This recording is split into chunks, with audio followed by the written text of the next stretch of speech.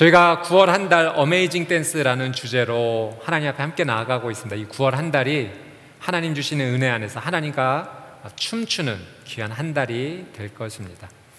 예전에 유럽에서 전쟁이 났을 때 전쟁 고아가 참 많이 발생을 했습니다. 그래서 이 고아 아이들을 모아서 고아원에서 양육을 하는데, 이곳에서 생활하는 아이들이 일반 가정에서 자란 아이보다 병이 더 쉽게 걸리고 또 잘 낫지 않는 겁니다.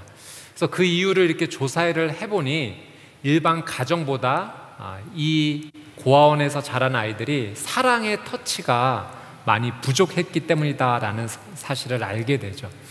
여러분, 사람의 이 작은 터치가요, 한 사람에게 생명을 불어넣고 그 사람을 회복하게 하는 큰 능력이 있는 것입니다. 이 터치라는 것이, 안아준다는 것이 얼마나 중요한지 모릅니다. 어떤 분이 그 딸아이가 이제 초등학교에 들어가기 전에 수학을 가르쳐 주고 싶으셨어요. 그래서 아이에게 이렇게 질문합니다. 민정아, 2 더하기 1은 얼마지? 그러니까 딸이 한참 생각을 해요. 그래서 엄마가 다시 설명을 합니다. 민정아, 너에게 귤이 2개가 있는데 엄마가 귤 하나를 너에게 더 줬어. 그럼 몇 개가 되지?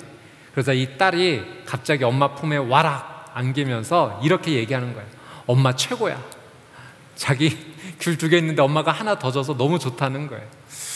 여러분, 수학 조금 늦게 배워도 괜찮아요. 이렇게 가정에서 엄마와 아이가 서로 안을 수 있다는 것, 사랑할 수 있다는 것, 이것이 우리에게 정말 큰 회복을 가져다 주지 않습니까? 여러분, 이렇게 보이는 사랑의 터치, 접촉이 우리의 삶을 살리듯이 보이지 않는 우리의 마음과 우리의 영혼에도 터치가 필요합니다. 하나님께서 우리의 영혼을 터치해 주세요. 이 하나님의 사랑의 터치를 받아야지만 우리의 영혼이 시들지 않고 살아날 수가 있습니다. 이 사랑의 터치, 하나님께 주신 사랑의 터치가 어디에서 일어나는가? 여러분, 예배의 자리에서 하나님의 사랑의 터치가 우리에게 전달됩니다. 우리는 예배를 통해서 하나님을 만날 수 있기 때문에 그렇죠. 그 하나님을 만나고 하나님께서 안아주시는 사랑의 터치를 우리가 받게 될 때 우리의 영혼과 마음과 우리의 삶이 다시 활력을 얻고 회복되게 됩니다. 여러분, 예배는 그래서 우리의 삶 가운데 너무나 중요한 요소예요. 오늘은 예배에 대해서 하나님의 말씀을 함께 나누도록 하겠습니다. 요한계시록 말씀에 보면 이 사도 요한이 하나님의 은혜 가운데 환상을 보면서 하늘의 문이 열리는 것을 이 사도 요한이 보게 됩니다. 그리고 그 열린 문을 통해서 하나님을 예배하는 모습을 보게 되죠. 우리 요한계시록 4장 1절 말씀을 같이 한번 읽어보도록 하겠습니다. 요한계시록 4장 1절 함께 읽겠습니다. 시작. 2일 후에 내가 보았습니다. 보십시오. 하늘에 열린 문이 있고 전에 내가 들은 그 음성, 곧 나팔 소리같이 나에게 들린 음성이 말했습니다. 이리로 올라오너라. 그러면 내가 이후에 마땅히 될 일들을 내게 보여주겠다. 여러분, 이 요한계시록 4장 1절의 말씀을 보니까 사도 요한이 무엇을 보았는가? 하늘에 열린 문을 보았다고 기록하고 있습니다. 여러분, 하나님께서 문을 열어주신 거예요. 문이 열려 있으면 들어갈 수 있다는 의미죠. 가까이 나아갈 수 있다라고 하는 의미입니다. 여러분, 제가 좀 오래전에 전도사 시절에 주일날 이제 아침에 일찍 교회에 갔었어야 됐습니다. 또 그날 아침에 일찍 설교가 있어서 급한 마음을 가지고 이제 교회 가고자 나갔습니다. 그때 제가 오피스텔 이 현관문을 이제 지나가는데 문이 분명히 열려 있었어요. 그래서 제가 급한 밤에 빨리 뛰어가다가 유리문에 정면으로 부딪히게 됐습니다. 제가 문이 열려 있는 줄 알았는데 그 유리가 너무 깨끗해서 사실은 닫혀 있었는데 열린 것이라고 착각을 한 거죠. 그날 정말 설교하러 가다가 순교하는 줄 알았습니다.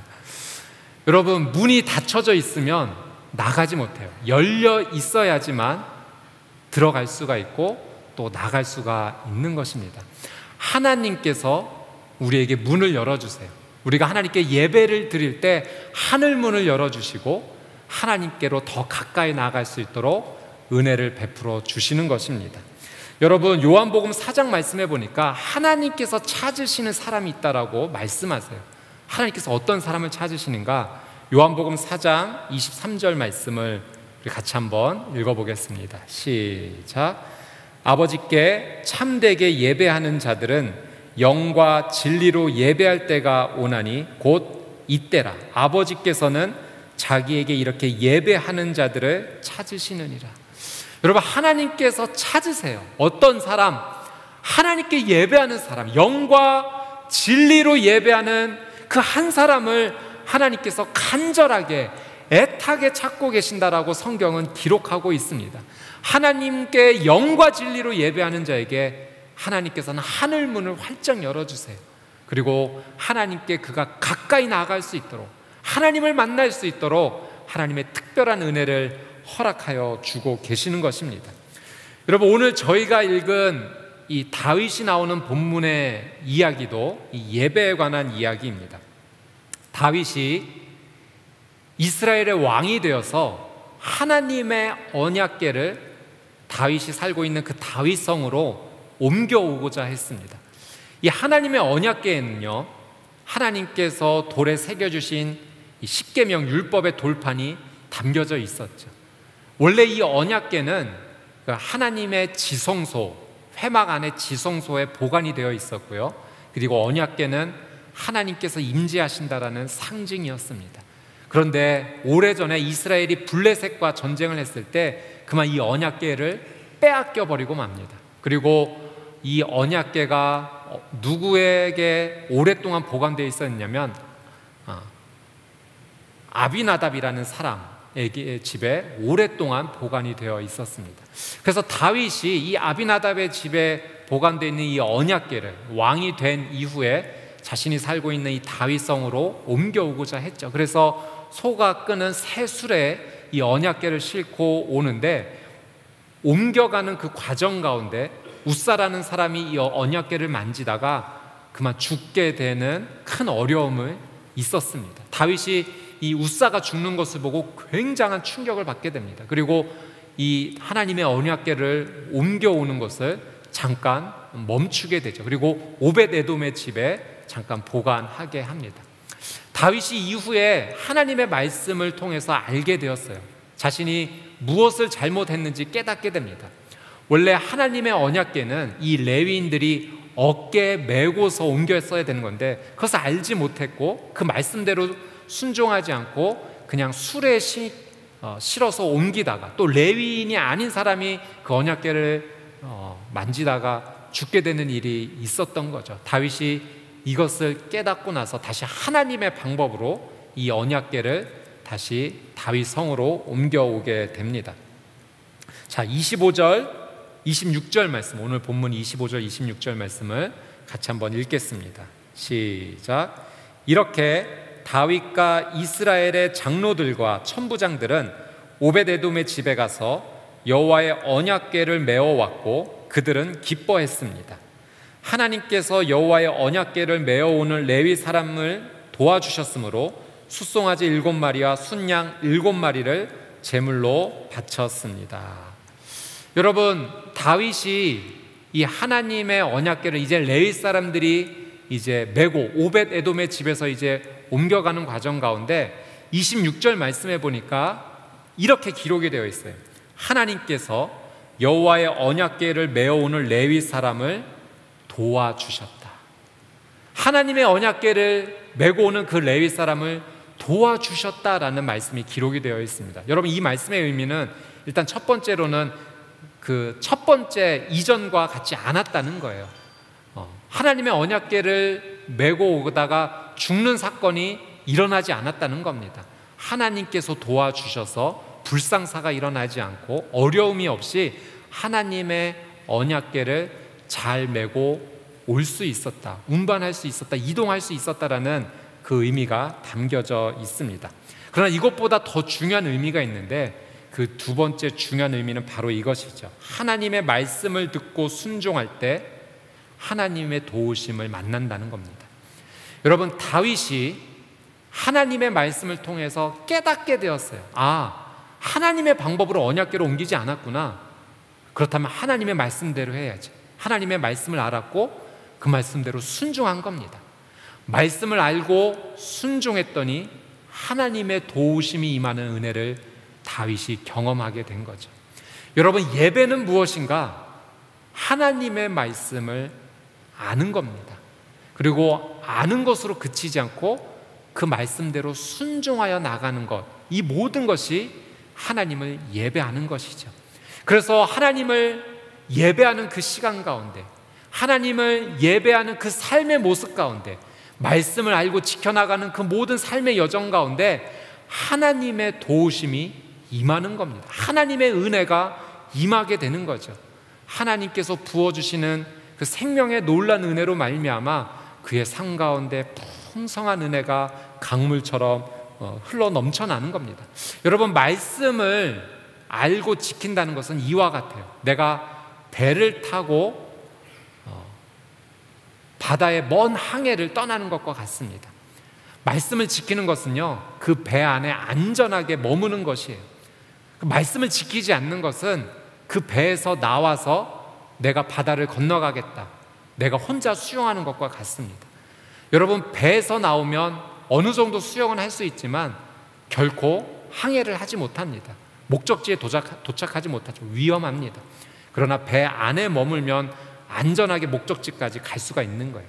하나님의 말씀을 알고 지키는 삶, 그것이 바로 배 안에 머물러 안전한 항해를 하는 것과 마찬가지죠.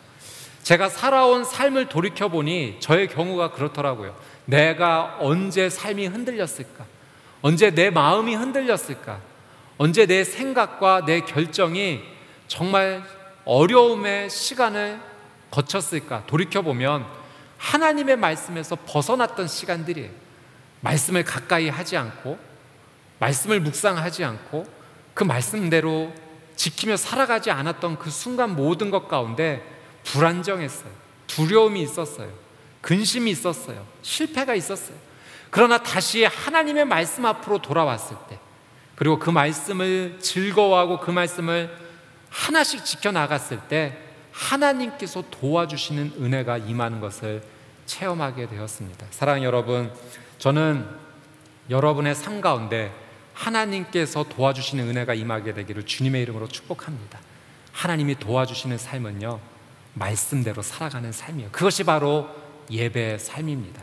하나님께서 찾으시는 그 한 예배자, 말씀을 사랑하고 순종하는 여러분의 삶이 되시기를 주님의 이름으로 축복합니다. 또 하나님께서 여호와의 언약궤를 메고 오는 레위 사람들을 도와주셨다라는 의미에는요, 중요한 한 가지 의미가 더 담겨져 있습니다. 그것은 회개의 의미가 담겨져 있어요. 여러분, 다윗이 하나님의 언약궤를 옮겨가는데 1차 실패했을 때 그가 이렇게 하나님 앞에 고백하는 것을 성경에서 찾아볼 수가 있습니다. 역대상 15장 13절 14절 말씀인데요, 이 말씀 같이 한번 읽어보겠습니다. 시작. 여호와께서 우리에게 노에 치신 것은 우리가 하나님의 궤를 옮길 때 처음부터 너희 레위 사람이 어깨 매지 않았기 때문이었다. 우리가 하나님의 궤를 어떻게 옮겨야 할지 여호와께 그 방법을 먼저 물어보지 않았기 때문이다. 여러분 보십시오. 13절에 다윗이 어떻게 고백합니까? 하나님의 궤를 어떻게 옮겨야 될지 하나님께 그 방법을 물어보지 않았기 때문이다 라고 고백해요. 14절 말씀도 한번 보겠습니다. 시작. 그러자 제사장들과 레위 사람은 이스라엘의 하나님 여호와의 궤를 메어 모셔오기 위해 자신의 몸을 거룩하게 했습니다. 여러분, 다윗이 고백해요. 내가 잘못했다. 내가 실수했다. 하나님께 물어보았어야 되는데 하나님께 묻지 않고 그냥 내 마음대로 내 뜻대로 행하다가 하나님이 원하시는 방법대로 하지 못했다라고 자신의 죄를 깨닫고 뉘우칩니다. 회개합니다. 그리고 우리의 몸을 거룩하게 하자라고 이야기하죠. 여러분, 이것이 바로 회개입니다. 여러분, 예배는 무엇인가? 예배는 하나님께 회개하는 것이 담겨져 있어요. 하나님, 제가 잘못했습니다. 제가 죄를 지었습니다. 하나님 앞에서 옳지 못한 행동을 했습니다. 하나님께서 원하시지 않는 선택을 했어요. 하나님께서 싫어하시는 그 죄의 삶을 제가 살았습니다. 용서해 주십시오. 이제 다시 돌이킵니다.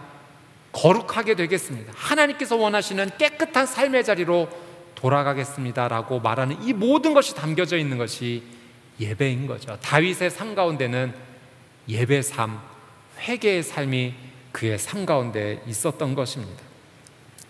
여러분, 우리가 다윗에게 배울 점이 바로 이것이에요. 다윗의 인생 전체를 살펴보면 그는 정말 잘못할 때가 없었던 것이 아니에요. 그도 사람이었고 실수할 때가 정말 많이 있었습니다. 그런데 중요한 것은 다윗은 실수할 때마다, 잘못할 때마다 하나님께 바로 돌이켜서 잘못했어요 주님, 용서해 주십시오, 회개하고 그의 삶이 하나님의 은총을 입어서 다시 회복되는 그 귀한 은혜를 다윗은 인생 가운데 누리게 되죠.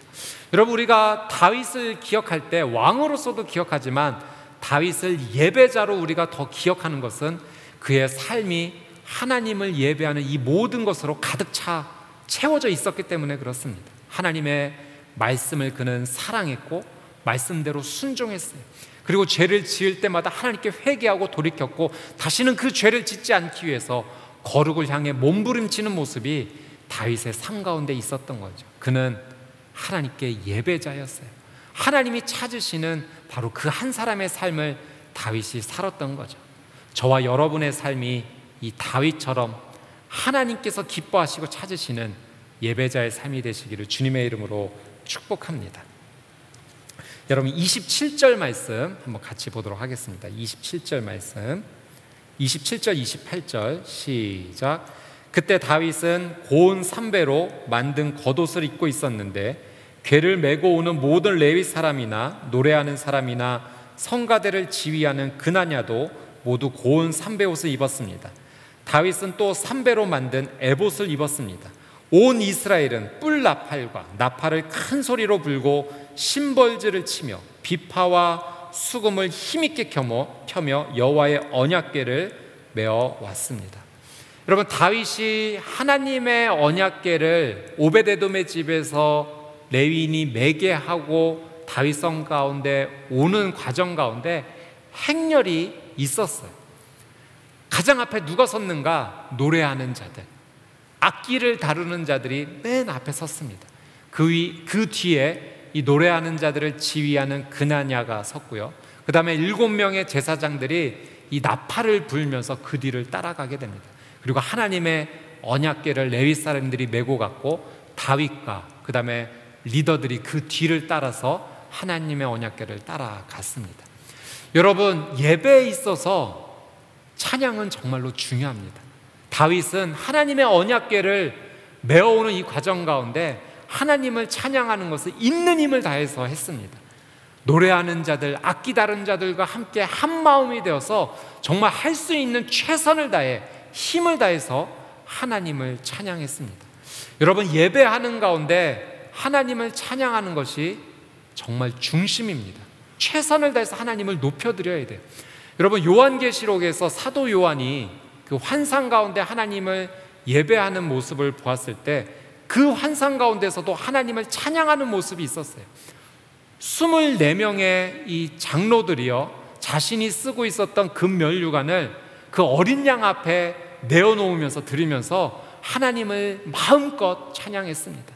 여러분, 자신의 금면류관을 내려놓는다는 것은요, 하나님만이 찬양받으실 영광스러운 한 분이라는 것을 고백하는 것인 동시에 자신은 하나님을 찬양할 수밖에 없는 겸손한 자라는 것을 표현하는 겁니다. 여러분, 다윗이 하나님을 그렇게 찬양한 거예요. 그는 왕으로서 그냥 가만히 성 안에 있어서 그냥 하나님의 언약궤를 옮겨와라 명령만 한 것이 아니라 하나님의 언약궤, 하나님의 인재가 있는 곳에 그도 뒤따라가면서 하나님을 찬양하는 자들과 더불어 최선을 다해 하나님을 높이는 삶을 다윗은 살았던 겁니다. 여러분, 우리의 삶 가운데 찬양이 있어야 돼요. 하나님을 높이는 귀한 고백이 있어야 됩니다. 내 인생 가운데 하나님께서 어떤 놀라운 일을 행하셨는지 하나님께 감사하는 고백이 있어야 돼요. 온 우주를 창조하신 그 하나님이 얼마나 위대한 분이신지 하나님을 높여드리는 고백이 우리의 삶 가운데 있어야 됩니다. 그것이 바로 하나님을 예배하는 삶이에요. 다윗은 이 하나님의 언약궤를 메우는 과정을 통해서 예배의 삶이 무엇인지 우리에게 가르쳐 주고 있습니다. 29절 말씀도 같이 한번 보도록 할게요. 29절 말씀 시작.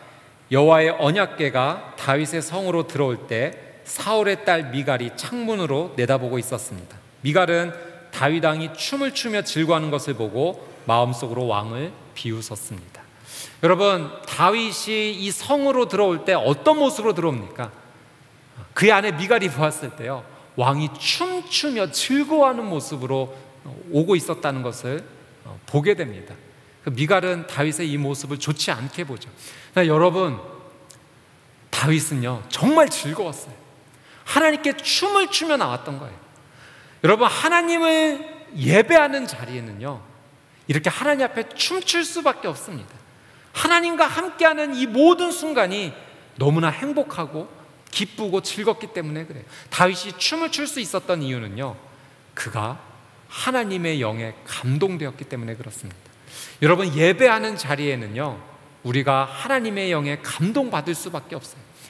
여러분, 사도 요한도 환상 가운데 그 하나님께 예배하는 모습, 하늘문이 열린 것을 보았을 때요 이렇게 기록합니다. 요한계시록 4장 2절 말씀인데요, 자, 같이 한번 읽어볼까요? 시작. 나는 순식간에 성령에 사로잡히게 됐습니다. 보십시오, 하늘에 보좌가 있는데 그 위에 누군가 앉아 계셨습니다. 여러분, 하나님을 예배하는 그 자리에 나아갈 때 순식간에 성령님께 사로잡히게 되는 은혜가 있게 돼요. 다윗은 그 은혜를 경험하게 되는 거죠. 성령의 영에 감동을 받은 겁니다. 그래서 하나님 앞에서 춤추지 않을 수가 없었던 거예요. 즐거워하지 않을 수가 없었던 거예요. 여러분, 예배의 자리는 하나님과 함께 춤추는 놀라운 은혜의 자리입니다. 하나님께서 손 내밀어 주시는 그 손을 붙잡고 하나님 앞에 춤추며 나가는 거죠. 여러분, 예배의 자리는 춤추는 자리인데요 결코 나 혼자 춤추는 자리가 아니에요. 하나님께서 함께 춤춰주시는 자리입니다. 하나님께서 우리에게 손을 내밀어 주시고요, 우리가 그 손을 붙잡을 때 그 예배의 자리에서 하나님의 영에 감동되어서 하나님과 함께 춤을 추는 거죠. 우리가 좀 전에 그 탭댄스로 하나님을 찬양하는, 예배하는 그 춤추는 모습을 보지 않았습니까? 그 두 분의 모습처럼 함께 춤추는 거예요. 기쁨으로 하나님과 함께 춤추는 것이 바로 우리가 예배 가운데 누리는 놀라운 은혜인 것입니다. 여러분, 우리가 하나님의 손을 붙잡고 함께 춤을 출 때요 하나님께서 부어주시는 놀라운 생명의 은혜가 우리의 인생 가운데 흘러 들어오게 됩니다. 그래서 우리가 하나님 앞에 온전한 예배자가 될 때요 내가 세상에서 경험하지 못한 생명의 은혜가 내 삶 가운데 채워지기 시작합니다. 여러분, 성경에 보면 12년 동안 혈루증으로 고통받았던 여인의 이야기를 우리가 보지 않습니까? 이 여인이 예수님의 옷자락만 만져도 낫겠다라는 그 믿음을 가지고 많은 사람들을 헤집고 몰래 예수님의 뒤에서 그 옷자락을 붙잡게 됩니다. 예수님의 옷자락을 붙잡게 되었을 때요 그 생명의 은혜가 이 여인 가운데 흘러가게 됩니다. 그리고 12년 동안 고통받았던 그 질병으로부터 자유함과 회복을 누리게 되죠. 여러분, 예수님을 붙잡는다는 것, 예배 가운데 하나님의 손을 붙잡는다는 것, 그분의 손을 붙잡고 함께 춤춘다는 것은 우리의 인생 가운데 놀라운 생명의 은혜가 다시 들어오는 것입니다. 여러분, 살아나게 될 거예요. 회복하게 될 거예요. 우리가 온전한 예배자가 되어서 하나님과 함께 춤추게 될 때 여러분, 우리의 영혼과 우리의 마음과 우리의 육신이 하나님께서 주시는 그 놀라운 생명의 은혜로 회복되게 될 것입니다. 제가 예전에 아우니치 갔을 때입니다. 그때 그곳에 가서 여름 성경학교를 진행했는데요 그곳이 이제 바닷가 근처였습니다. 아이들이요 제가 생각했던 것보다 정말 훨씬 더 화끈했습니다. 아이들이 서로 이름을 부르지 않더라고요. 그냥 욕으로 서로를 불렀어요. 대화의 90%가 욕으로 채워져 있었습니다. 그 아이들이 모여서 이 성경학교를 진행하는데 아이들이 통제에 따르지 않는 거예요. 너무 힘들었습니다. 그날 저녁에 선생님들과 함께 정말 하나님 도와주십시오 기도할 수밖에 없었어요. 정말 하나님 도와주셨어요. 둘째 날 예배가 계속 진행되는 가운데 이 아이들이 변화되기 시작하는 겁니다.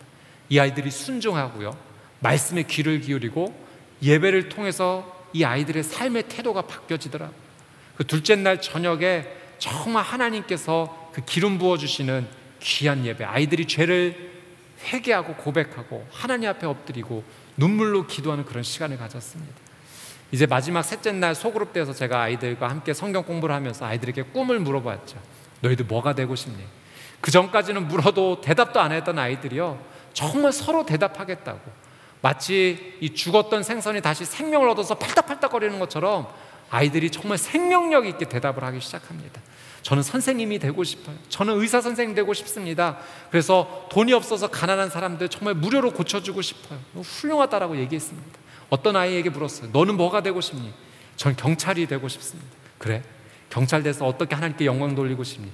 저는 경찰이 돼서 도둑을 잡아서 하나님께 산재물로 바치겠습니다. 정말 이 아이들이요, 정말 그전에는 육신만 살아 있었던 이 아이들이 영혼까지 살아나는 이 놀라운 은혜를 제가 확인하게 되었어요. 예배가 이 아이들의 삶 가운데 들어오니까요, 예배를 통해 정말로 온전히 회복이 되었어요. 무너졌던 인격도 예배를 통해 회복이 됩니다. 여러분, 깨어졌던 꿈과 비전도 예배를 통해서 회복될 수 있어요. 짓눌렸던 내 마음과 억눌렸던 내 육신도요, 여러분, 예배를 통해서 회복될 수 있어요. 왜냐하면 예배는 하나님을 만나는 시간이기 때문에 그래요. 왜냐하면 예배는 하나님의 손을 붙잡고 춤추는 시간이기 때문에 그렇습니다. 예배를 통해서 우리는 하나님께 가까이 나아갈 수 있고, 하나님께서 열어주신 그 열린 문을 향해서 하나님의 품에 안길 수 있는 시간이기 때문에 그렇습니다. 그 하나님의 손을 붙잡을 때, 예수 그리스도의 옷자락을 붙잡을 때 우리의 인생 가운데 새로운 생명력이 불어 들어오기 때문에 그래요. 여러분, 예배자가 되어야 됩니다. 다윗과 같은 예배자가 되어야 돼요. 다윗처럼 하나님 앞에 춤추는 예배자가 되어야 돼요. 하나님의 말씀을 읽고 그 말씀대로 순종하는 자가 예배자입니다. 하나님 앞에 내 죄를 고백하고 회개하는 자가 예배자예요. 그리고 하나님 앞에 전심을 다해 찬양하는 자가 예배자입니다. 성령의 감동을 받아서 주체할 수 없는 그 기쁨을 가지고 하나님 앞에 춤추는 사람이, 하나님이 찾으시는 그 한 사람, 바로 예배자입니다. 여러분, 하나님께서 우리에게 함께 춤추자고 손을 내밀어 주세요. 그 손 붙잡아야 됩니다. 그 하나님의 손을 붙잡을 때 우리 하나님과 커플 댄스를 출 수 있는 거예요. 하나님의 리듬에 맞춰서, 하나님의 스텝에 맞춰서, 하나님의 손길에 따라서 우리의 인생이 춤추는 인생으로 나아갈 수 있게 됩니다. 어제까지 우리가 슬픔에 잠겨서 우는 인생이었다면 하나님의 품에 안겨서 춤추는 인생이 될 때, 예배자의 삶이 될 때, 여러분, 우리의 인생 가운데 다시 기쁨이 시작될 겁니다. 여러분의 아픈 육신도 회복될 겁니다. 여러분의 인생도 다시 활기차지게 될 겁니다. 여러분의 꿈이 이루어지는 귀한 삶이 될 거예요. 일평생 하나님께 예배하며 춤추는 귀한 삶으로 나아가는 여러분의 귀한 삶이 되시기를 주님의 이름으로 축복합니다. 함께 기도하겠습니다.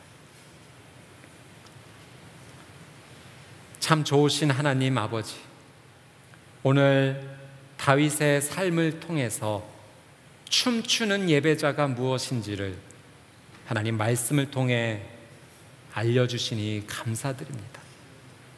주님, 다윗처럼 하나님 앞에 춤추는 예배자 되기를 간절히 원합니다. 하나님의 말씀을 사랑하고 그리고 그 말씀에 순종하는 예배자가 되게 하여 주옵소서. 또 나의 죄를 주 앞에 고백하고 예수 그리스도의 십자가의 보혈을 의지하여 회개하며 죄사함의 놀란 은혜를 누리는 예배자가 되게 하여 주옵소서. 하나님을 기뻐 찬양하는 예배자 되기를 원합니다. 성령님께 사로잡혀 감동되어 춤추는 예배자 되기를 원합니다. 내 삶에 억눌린 많은 것들이 있다 할지라도 그것에 사로잡히는 인생이 아니라 하나님께서 자유케 해주시는 귀한 은혜의 손길을 따라 다시 일어서는 귀한 예배자 되게 하여 주옵소서. 사랑하는 성도님들의 삶 가운데 육신의 질병과 마음의 무너짐과 삶의 수많은 고통이 있습니다. 하나님, 찾아가 주시고 손잡아 주시고 예배자가 되게 하여 주셔서 다시 춤추는 삶이 될 수 있도록 하나님 복의 복을 더하여 주시옵소서. 감사드리며 예수 그리스도의 이름으로 간절히 기도드려옵나이다. 아멘.